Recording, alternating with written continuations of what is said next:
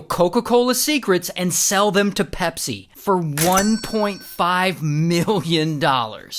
Now, her name is Joya, and Joya's got a great job. She works at Coca-Cola as the secretary to the global brand director. But Joya's got a problem. She feels like she works hard for Coke, but she also feels like she never gets the appreciation she deserves. She feels like everyone there treats her like she's stupid. And one day, Joya's had enough. She is done with Coca-Cola, but she's not gonna quit. Instead, she comes up with a plan to screw them over and make herself a little bit of money. She's gonna steal Coca-Cola's valuable trade secrets, like their secret formulas and stuff, and she's gonna sell them to Pepsi. Now, obviously, Pepsi is Coca-Cola's biggest competitor, and they could really benefit from getting their hands on some of these trade secrets. And the more Joya thinks about it, the more she commits herself to this idea. And her position at the company gives her access to all sorts of confidential materials, top secret marketing plans and new product samples, stuff like that.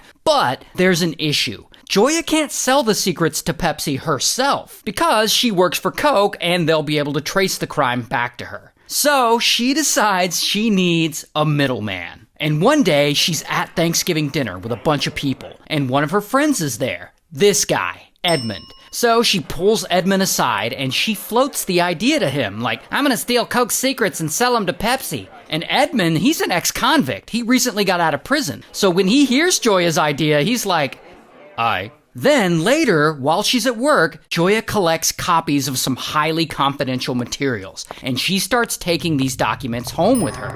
She also copies some documents onto some jump drives, and she sneaks those home as well. Then, a few weeks later, Edmund goes to her house and she shows him the goods. She's like, look what I got! So Edmund, he thinks about it and eventually he's on board. He's like, I think I know someone who could help us. And that is when he calls his friend in New York City to help him. This guy, Ibrahim. And Ibrahim is a guy who went to prison with Edmund, so he has no issue getting involved in this. So Edmund calls him and he fills him in, and a few months later, Ibrahim flies from New York City all the way down to Atlanta to check out the materials Joya stole in person. And Ibrahim sees the stolen materials and he's like, well, these look legit. And so they move forward with their plan to sell these Coca-Cola secrets. And first, Ibrahim writes a letter to Pepsi, claiming he's a high-level employee at Coca-Cola. And in this letter, he offers Pepsi the opportunity to buy Coke's confidential trade secrets from him. Then they put it into an official Coca-Cola envelope that Joya had stolen, and they mail it to the Senior Vice President of Insights and Innovation at Pepsi. A few days later, Senior Vice President, he gets the letter, and he reads it, and he's like, what the fuck is this? And even though Pepsi could really benefit from these stolen Coca-Cola secrets, this exec decides that this is all very wrong, and he wants no part of it. So what does he do? He faxes this information right over to the execs at Coca-Cola and basically snitches on these guys. And the execs at Coca-Cola are like, what the fuck? And they immediately report all of this to the FBI.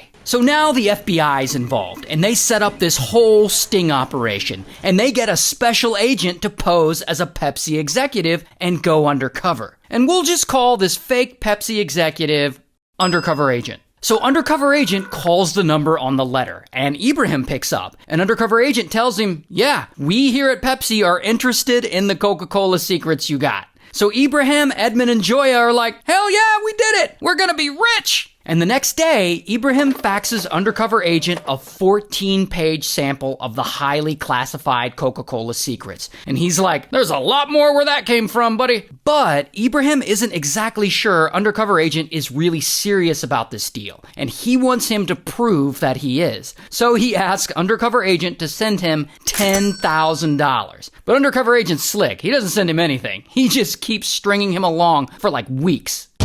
Until a few weeks into the negotiations, Ibrahim is really trying to make this deal go through. So he offers to get Pepsi, aka Undercover Agent, a product sample, like a flavor of soda that hasn't been released yet. Now, by this point, Undercover Agent and the rest of the FBI have been working hard behind the scenes to crack this case, and they've been looking at Coke employees who could potentially be involved. One of the employees they've been low-key looking at is Joya, because she's one of the few people who has access to all this confidential material. So, in the Coca-Cola building, they set up hidden cameras near her desk. And later, those cameras end up capturing footage of her stealing documents and putting them in her bag. And they also catch her stealing a product sample. Which, in this case, allegedly, the product sample she steals is called Coca-Cola Black, which is Coke infused with coffee. And at this time, Coca-Cola Black hasn't been released to the public or even announced yet. But anyway, then, undercover agent reaches out to Ibrahim and he asks him to set up a time when they can meet. And Ibrahim and Edwin and Joya, they have no idea the FBI is on to them. And they have no idea this Pepsi exec they're talking to is an undercover FBI agent. So when he reaches out to them to set up a time to meet, they're like pumped. They're like, hell yeah! Then the day of the meet comes, and Ibrahim drives to the airport because that's where they're supposed to meet. An undercover agent is there, and Ibrahim gives him a bag of confidential documents and a glass bottle with the product sample in it. And in return, undercover agent hands him a yellow box of Girl Scout cookies. Now, instead of cookies in this box, it's actually got $30,000 stuffed in it. I don't know why they used a Girl Scout cookie box, but anyway, and then he tells him, and you'll get $45,000 more after we analyze the product sample. And then Edmund picks Ibrahim up from the airport, and Ibrahim's like, bro, it worked! And he hands Edmund his cut of the money. And he also gives him Joya's cut of the money. By the way, Edmund allegedly pockets a couple of grand from Joya's cut of the money before he gives it to her. So, never trust a thief, I guess. So anyway, then the FBI starts wiretapping Ibrahim's phone.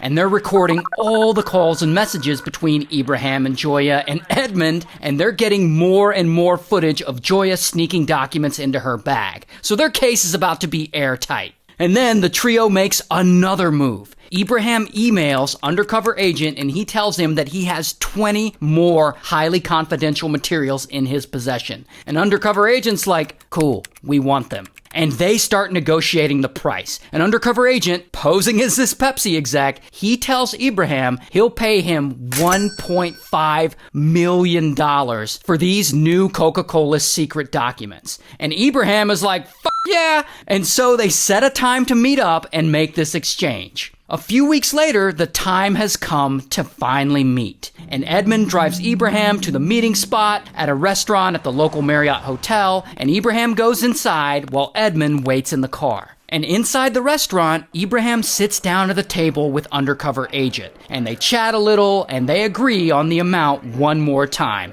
$1.5 million. Then they shake hands and Ibrahim leaves and he walks toward Edmund's car, and then kaboom! Suddenly they're surrounded by FBI agents, and bam! Ibrahim gets arrested, and then bam! Edmund also gets arrested, and then bam! The FBI goes and arrests Joya too. Here's Joya's mugshot, and here's Ibrahim's mugshot. And I couldn't actually find a mugshot for Edmund or any pictures of him online for that matter. But anyway, they're all charged with conspiracy to commit theft of trade secrets, and Joya gets sentenced to 8 years in prison, Ibrahim gets sentenced to 5 years in prison, and Edmund gets no prison time because he testified against the other two. So, shout out to Coke and Pepsi, I guess. And a huge shout out to Leonardo.ai for sponsoring this video. If you make videos and you want to make really badass art for those videos, like this, or like this, like